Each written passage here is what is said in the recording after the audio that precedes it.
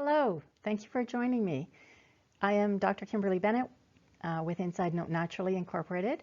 I am a doctorate of natural medicine with certifications and degrees in homeopathy, holistic nutrition, thermography, homotoxicology, iridology, and I specialize in medication damage, pathology, and disease processes. Today I want to share some information with you about the thermal office that we built, because most people don't understand how thermography works and why it's of a value to our bodies. My job in what I do, I have seen far too many people with unusual blood clots, very, very quick growing cancers recently. And so that's what drove us to build this new office and be able to provide this service to people with a non-invasive approach to diagnostics. So why do we care? Why do we care about looking at what's happening in the body? And why do we care about options to mammograms in specific? Well, how about the fact that over 25% are misdiagnosed, and over 50% of x-rays in chests are misdiagnosed, and over 60% of all PSA readings are misdiagnosed. And so there's a lot of misdiagnosis happening in the mammogram usage and the frequency that people are taking radiation into their body. In both, this first study is done in the US, but the second in a Danish study. Right? As a result of those misdiagnoses, we are getting far too much surgeries and procedures being done. I was reading a study, I believe over 40% of all procedures are done. And in mastectomies, over 70% of the women that choose to have it prophylactically, 70% are unnecessary. And so that is a lot of procedures, a lot of pain, a lot of healing, a lot of damage to females' breasts. I've always had a saying that God didn't give us any extra parts. Every part of our body serves a purpose. And so the fact that they can remove it and not see any, literal damage from it is very misleading, because there's a lot of damage that happens emotionally, physically, not only to the person that goes through it, but to the family as well when they're dealing with the emotions around it. Another study here that shows the damage that is done by large needle biopsies and the fact that they actually increase the metastasis. So really not a great approach when we're invading the body. There's ways that you can do blood labs and have tumor markers checked. So I would start there, as well as providing yourself with ultrasounds and thermal screenings. So let's look at the structure of the breast. Men and women both have a similar structure. Women have more, of course, the mammary ducts and fat tissue. But men get breast cancer at a 4% rate, so we do have to consider men when we're looking at breast cancer. We have the ligaments which hold the breast structure up and gets a little bit lax as we get older, but basically we have a very similar structure to men. So this is a healthy breast. This is what a thermal screening looks like, and this is actually done with our equipment. So you can see that we have the most advanced technology because we can actually do measurements on the blood vessels.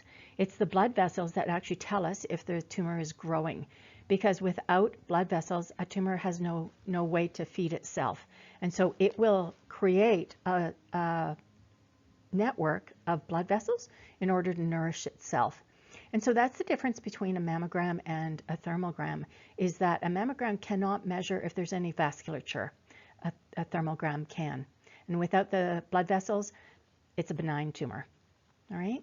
So we can see here the breast tissue is all very, very equally colored.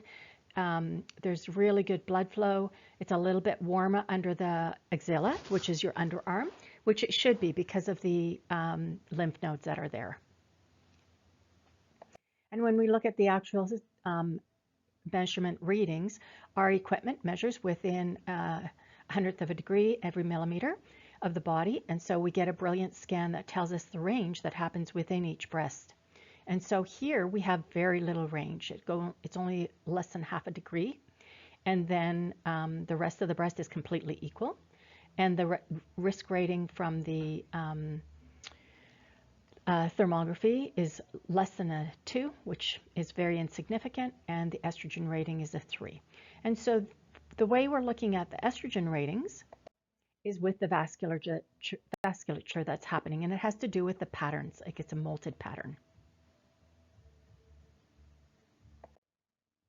So here's quite a different scan, and you can see just by the patchiness and the molting on it that there's something else going on in this picture. And so there's some what we would call really, really hot marks, and that's the white marks that are happening around the breast. It's always normal to have heat under the breast because the tissue is touching the rib cage. And so what we're looking for here is what are the extremes of the temperature measurements, because we can see it goes from a bright blue to a hot red and white.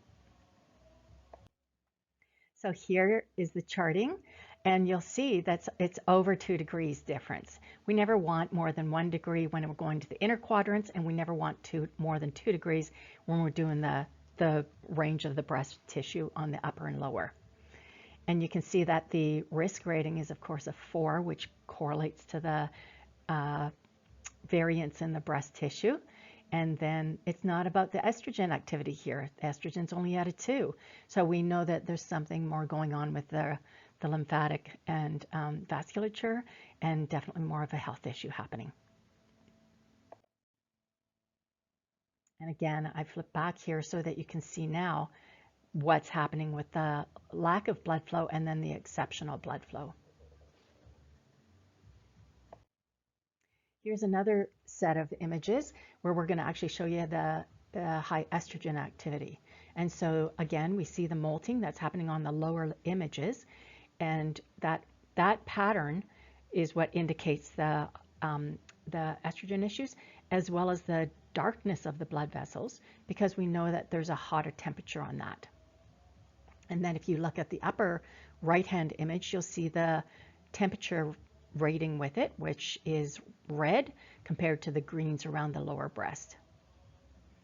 And so when we look at the charting, we see that it's actually 2.5 degrees almost compared to the 1 degree, which is the maximum range that we want. And so we definitely address what's going on in that breast. And our risk rating is a 3, as well as the estrogen activity a 3. So in this case, we're going to address estrogen issues, because too much estrogen activity we know can cause a problem. Not enough estrogen will put us into issues with bone density, high cortisol levels, and fat retention. So we've got to look at not only estrogen on this body type, but in this particular case, what's happening with lymphatic congestion.